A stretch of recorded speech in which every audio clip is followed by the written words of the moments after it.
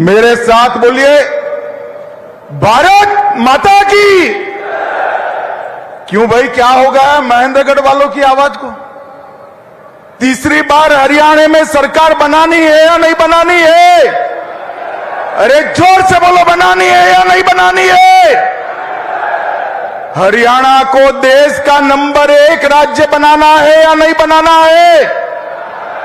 तो ऐसी आवाज नहीं चलती। पूर्ण बहुमत की भाजपा सरकार के संकल्प की मुट्ठी उठाइए, दोनों हाथ उठाइए, मुट्ठी भींचिए और प्रचंड आवाज से बोलिए, भारत माता की, भारत माता की। मंच पर उपस्थित हरियाणा के पिछड़े समाज से, गरीब घर से आए हुए हमारे लोकप्रिय मुख्यमंत्री श्रीमान नायब सिंह सैनी जी, हमारे प्रदेश अध्यक्ष महोदय मोहनलाल जी, केंद्रीय मंत्री भाई धर्मेंद्र प्रधान जी, आज अहिरवार में आया हूं और यहीं से गुड़गांव तक का पूरा पट्टा का नेतृत्व करने वाले हमारे केंद्रीय मंत्री राव इंद्रजीत सिंह जी, श्री कृष्णपाल गुर्जर जी, यहां के ही धरती पुत्र श्रीमान रामविलास शर्मा जी, कैप्टन अभिमन्यु जी, श्रीमान धनखड़ जी, विधानसभा के अध्यक्ष श्री ज्ञानचंद गुप्ता जी, हमारे प्रभारी सतीश पुनिया, सहप्रभारी श्री सुरेंद्र नागर, यहां के लोकप्रिय सांसद जिनको हमेशा आपका जीत का आशीर्वाद मिला है, धर्मवीर जी जरा खड़े हो जाइए, एक बार आगे आइए, जोर से ताली बजाइए धर्मवीर जी के लिए। श्री रणबीर सिंह जी, उपस्थित सभी मंत्रीगण, सांसदगण, विधायकगण और आज जिनके दर्शन करने के लिए मैं आया हूं, ये हरियाणा के मेरे प्यारे ओबीसी समाज के भाइयों बहनों, आप सभी को मेरा नमस्कार प्रणाम। भाइयों और बहनों, आज मैं हरियाणा में आया हूं। हरियाणा की भूमि 3 चीजों के लिए, कश्मीर से कन्याकुमारी और कामाख्या से द्वारिका तक का पूरा देश याद करता है। सबसे पहला, यहां की माताओं ने अपने इतने लाल सेना में भेजे हैं। मैं आज जिस भूमि पर हूं, इस भूमि की माताओं ने सबसे ज्यादा अनुपात में अगर सेना में जवान भेजने का काम किया है तो मेरे हरियाणा की माताओं ने किया है। खेल के मैदानों में देश जब तालिका देखता है तो मेडल तो हरियाणा भारत के नाम पे आते हैं, मगर इसके नीचे जाते हैं तो भारत को जो 10 मेडल मिलते हैं उसमें से 7 मेडल मेरा हरियाणा का धाकड़ लेकर आता है। और तीसरा, देश अन्न के क्षेत्र में आत्मनिर्भर नहीं था। जब देश ने ललकार लगाई कि हमारा अन्न हम खुद पैदा करेंगे, तो देश के अन्न के भंडार भरने वाला मेरा हरियाणा का ही किसान था। ये तीनों चीजों के लिए पूरा देश हरियाणा को याद भी करता है, प्रणाम भी करता है। मैं महान स्वतंत्रता सेनानी राव तुलाराम जी को प्रणाम करता हूं, जिन्होंने अंग्रेजों के नाक में दम कर दिया था। और मैं पूरे हरियाणा की जनता को भी प्रणाम करता हूं। 2014, 2019 और दोनों विधानसभाओं ने आपने कमल पर आपका आशीर्वाद दिया, 24 में भी कमल पर आशीर्वाद दिया, अब विधानसभा चुनाव में भी आप आशीर्वाद दोगे, इसका मुझे पूरा विश्वास है। भाइयों और बहनों, आज नायब सिंह जी ने ये बीसी सम्मेलन में, ओबीसी सम्मेलन में, पिछड़ा वर्ग के सम्मेलन में हमेशा हरियाणा के पिछड़ा वर्ग ने भाजपा को आशीर्वाद दिया है। अब भाजपा का भाई एक कर्तव्य बनता है, जो कुछ किया है उससे ज्यादा कर कर हम आपके पास आए। नायब सिंह जी की कैबिनेट ने 3 निर्णय करे हैं।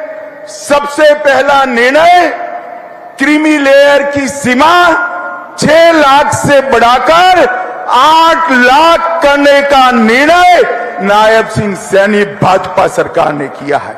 इसके साथ साथ 8 लाख गिनने में तनख्वाह भी नहीं गिनी जाएगी और कृषि की आय भी नहीं गिनी जाएगी।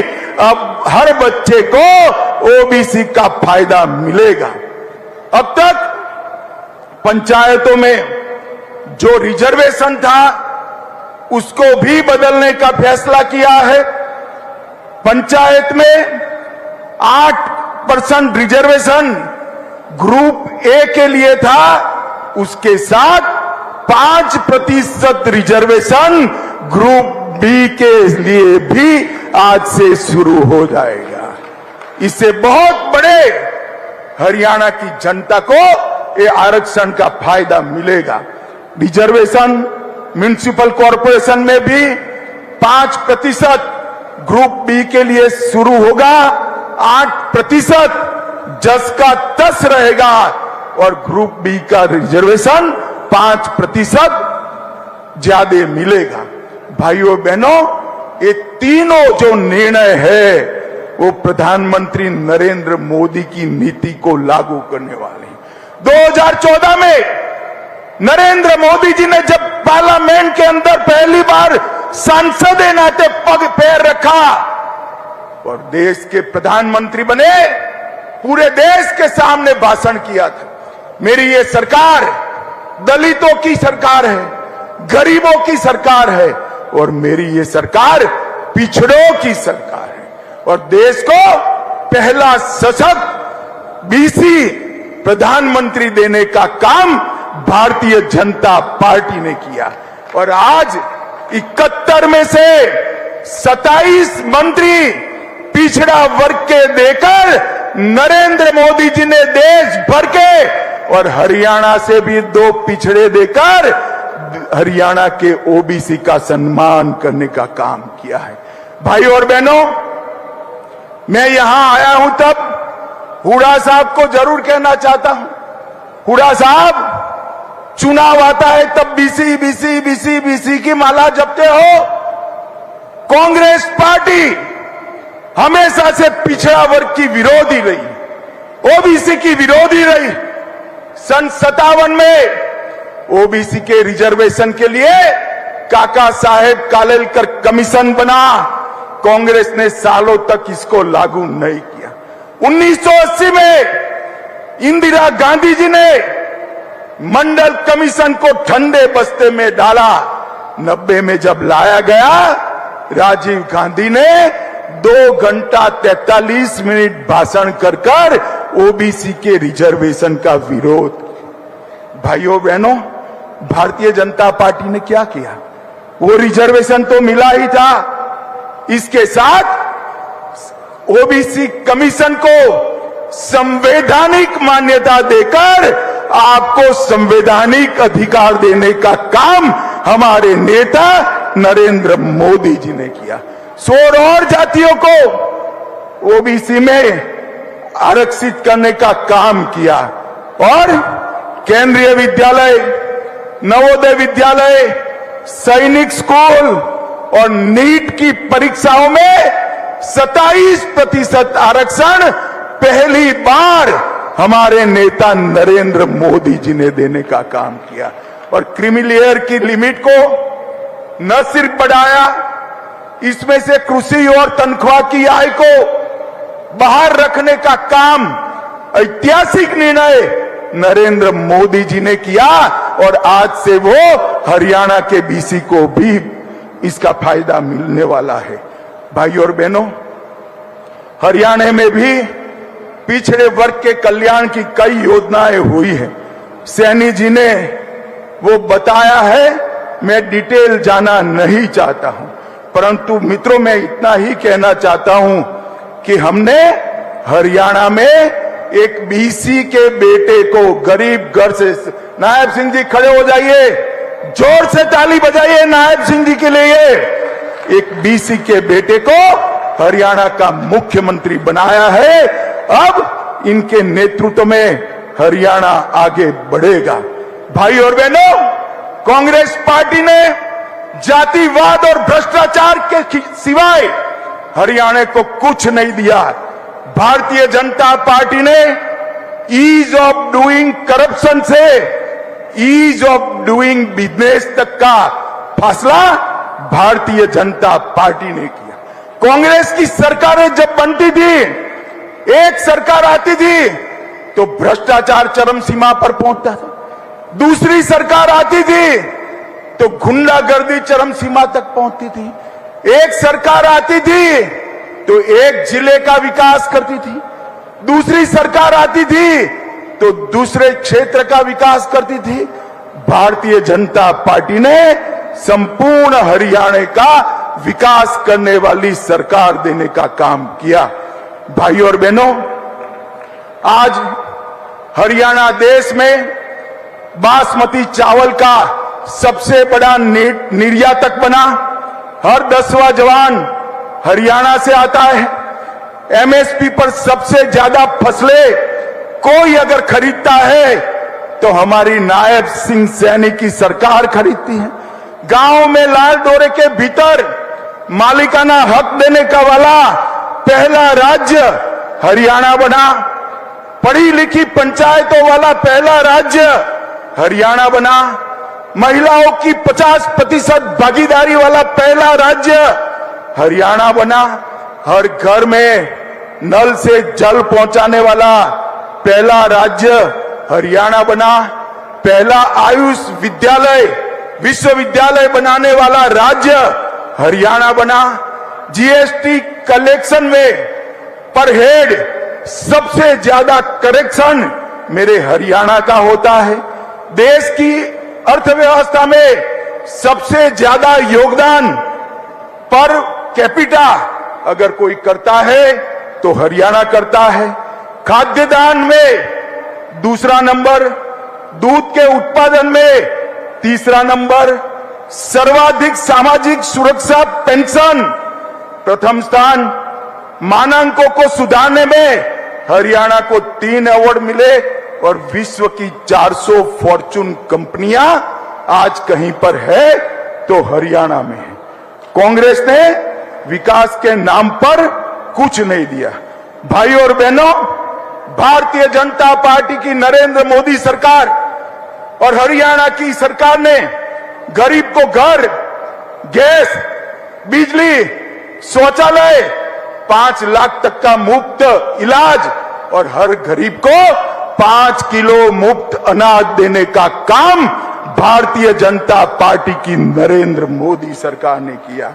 और आज अभी अभी मैं आया, रास्ते में अखबार देखता था, कल हुड्डा साहब ने घोषणा की है हरियाणा के गांव गांव जाकर कांग्रेसी हिसाब मांगेगा। हिसाब मांगे हरियाणा। हुड्डा साहब, हम क्यों डेबिट रखें? मैं तो हिसाब लेकर आया हूं और यहां से चुनौती देता हूं हुड्डा साहब, हमारे 10 साल और आपके 10 साल का हिसाब लेकर हरियाणा की जनता के पास जाइए। और आज मैं हरियाणा के भाजपा के एक एक कार्यकर्ता का आह्वान करना चाहता हूं। हिसाब वो क्या मांगेंगे हम लेकर जाएंगे। हुड्डा साहब सुन लीजिए, मैं बनिया का बेटा हूं, पाई पाई का हिसाब लेकर आया हूं, पाई पाई का हिसाब लेकर। आपने 10 साल तक ऊपर और नीचे कांग्रेस की सरकार बनी, हरियाणा को क्या दिया? सिर्फ 41,000 करोड़ रुपया दिया। भाई और बहनों, कितना दिया? 41,000 करोड़। जोर से बोलो, रटना चाहिए। कितना दिया? और नरेंद्र मोदी और मनोहर लाल की सरकार 10 साल चली, इन्होंने 259 लाख करोड़ रुपया देने का काम नरेंद्र मोदी सरकार ने, आपसे 6 गुना पैसा हरियाणा को देने का नरेंद्र मोदी जी ने काम किया है। आप हिसाब लेकर आइए, एक चौराहा तय करिए। हमारे मुख्यमंत्री को आने की जरूरत नहीं है, हमारा युवा मोर्चा का प्रदेश अध्यक्ष आकर आपसे 2-2 हाथ करने के लिए तैयार है।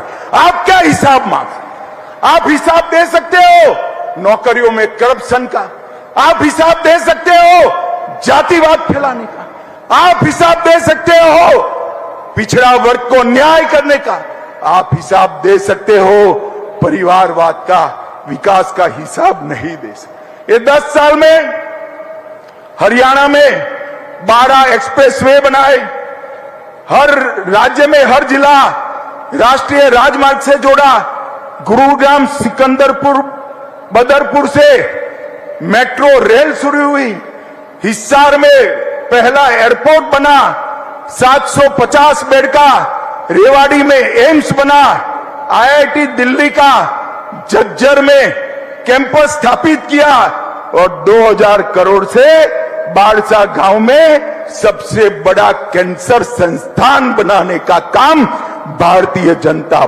पार्टी ने किया है। और भाइयों बहनों, मैं आज यहां से मंच पर से भाजपा के एक एक कार्यकर्ता को और मेरे बीसी समाज के एक एक नागरिक का आह्वान करना चाहता हूं। भाजपा के पास हर गांव में कितना हिसाब है हमारे पास कि हर गांव में कितने खर्च किए ये 10 साल में। मैं सिर्फ उदाहरण के लिए 5 गांव का नाम पढ़ता हूं और अमाउंट बोलता हूं। मेरे पास 6225 पंचायतों का हिसाब है। पहले ब्राह्मण माजरा 20 करोड़, जोर थे ताली बजाना भाई, ब्राह्मण माजरा पंचायत में 20 करोड़ रुपया भाजपा ने खर्च किया। कलिंगा गांव में 18 करोड़ रुपया खर्च किया है। ती गांव में 85 करोड़ रुपया खर्च किया है। कोरियावास में 517 करोड़ रुपया खर्च किया। आसन कला में 24 करोड़ और खारिया में 22 करोड़ खर्च किया है। मेरे पास हुड्डा साहब आने का हिसाब है। हमारे कार्यकर्ता 6225 की 25 पंचायतों में जाएंगे और हरियाणा की जनता को हिसाब देंगे। मैं साहब नायब सिंह सैनी को कहना चाहता हूं, वो और प्रदेश अध्यक्ष जी ये 6 पंचायतों के प्रमुखों को मिलकर उनका सम्मान भी करे और हिसाब दे। हुड्डा साहब हिसाब आपको देना है 10 साल के कुशासन का, 10 साल के बीसी के अन्याय का, 10 साल हरियाणा को विकास से महरूम रखने का। आपने हर घर में गैस नहीं पहुंचाया, हमने पहुंचाया। आपने हर घर में बिजली नहीं पहुंचाई, हमने पहुंचाया। आपने हर गांव में टॉयलेट नहीं पहुंचाया, हमने पहुंचाया। आपने हर गांव में पीने का पानी नहीं पहुंचाया, हमने पहुंचाया। और मैं आज भारतीय जनता पार्टी के लाखों कार्यकर्ता और हरियाणा की जनता को देख कहकर जाता हूं, इस सामने जो दीवार है उस पर लिखा हुआ मैं पढ़ पाता हूं, हरियाणा के चुनाव में तीसरी बार भारतीय जनता पार्टी की पूर्ण बहुमत की सरकार बनने जा रही है। और हुड्डा साहब मैदान में आइए, आंकड़ों के साथ आइए। आप क्या हिसाब मांगोगे? हिसाब तो हम देंगे आपको, और आपसे हिसाब, कांग्रेस से हिसाब हरियाणा की जनता मांगेगी, मेरे बीसी समाज के भाई मांगे। भाइयों बहनों, कर्नाटक में बीसी का रिजर्वेशन छीनकर मुसलमानों को रिजर्वेशन देने का काम यहां पर भी आएंगे तो यही होगा। मैं आप सभी को आश्वस्त करना चाहता हूं, हम मुस्लिम रिजर्वेशन हरियाणा में हमारे प्राणांत से भी नहीं होने देंगे। बीसी के हक की हम संरक्षण करें। भाइयों बहनों, आज मुख्यमंत्री जी यहां बैठे, मैं सैनी जी को ढंग से जानता हूं। एक ऐसा आदमी है कि जो मुख्यमंत्री बनकर भी मुख्यमंत्री नहीं बना है। ये सीएम तो बना है मगर चीफ मिनिस्टर नहीं बना है। ये सीएम बनने के बाद भी कॉमन मैन है, सामान्य लोगों का प्रतिनिधि है, मेरे पिछड़ों आपका प्रतिनिधि है। इसका दरवाजा 24 घंटा 365 दिन आपके लिए खुला रहेगा, मैं आपको गारंटी देकर जाता हूं। और अंत में एक बात कहना चाहता हूं, मोदी जी देश के प्रधानमंत्री तीसरी बार बने हैं। आज एक रहस्य की बात बताता हूं, मोदी जी के दिल में हरियाणा देश में सबसे ऊपर है मेरी बात यहां पर मोदी जी ने संगठन का काम किया है। हर तहसील, हर पंचायत को और हर कार्यकर्ता को नाम से जानते हैं। मोदी जी का अग्रक्रम में सबसे पहला नाम हरियाणा का है। आज मैं बीसी समाज को 3 बड़ी रियायतें हमारे नेता नायब सिंह जी ने दी है और मुझे कहा गया है कि 1 ही घंटे में इसका नोटिफिकेशन बाहर हो जाएगा। लीजिए, तो नायब सिंह साहब नोटिफिकेशन भी लेकर आ गए भाई। अभी से ये तीनों रियायतें हमारे ओबीसी समाज को मिलेगी। सीलिंग भी बड़ी है पंचायत और म्युनिसिपल कॉर्पोरेशन में, और म्युनिसिपैलिटी में रिजर्वेशन भी बड़ा है। मैं आप सबको अपील करना चाहता हूं, एक बार खड़े होकर ताली बजाकर हरियाणा सरकार का धन्यवाद करिए। ये बहुत बड़ा काम आज हमारे नायब सिंह जी ने किया है। और भाइयों और बहनों, एक वादा लेना है आपसे, दोगे क्या? अरे जोर से बोलो, दोगे क्या? मैं बैसाखियों वाली सरकार के लिए नहीं आया हूं। पूरा बीसी समाज एकत्रित हो और अगले चुनाव में भारतीय जनता पार्टी को आशीर्वाद दीजिए, मोदी जी को आशीर्वाद दीजिए, हमारे मुख्यमंत्री को आशीर्वाद दीजिए और पूर्ण बहुमत की सरकार बनाएं। मुझे बताओ, बनाएंगे क्या? अरे जोर से उन तक हाथ ऊपर उठाकर बोलो, बनाएंगे। तो मेरे साथ दोनों हाथ उठाइए, उठाइए दोनों हाथ। यहां पर पूर्ण विजय की संकल्प की मुट्ठी बींचिए और प्रचंड आवाज से बोलिए, भारत माता की, भारत माता की, वंदे वंदे वंदे। आप सभी का बहुत बहुत धन्यवाद।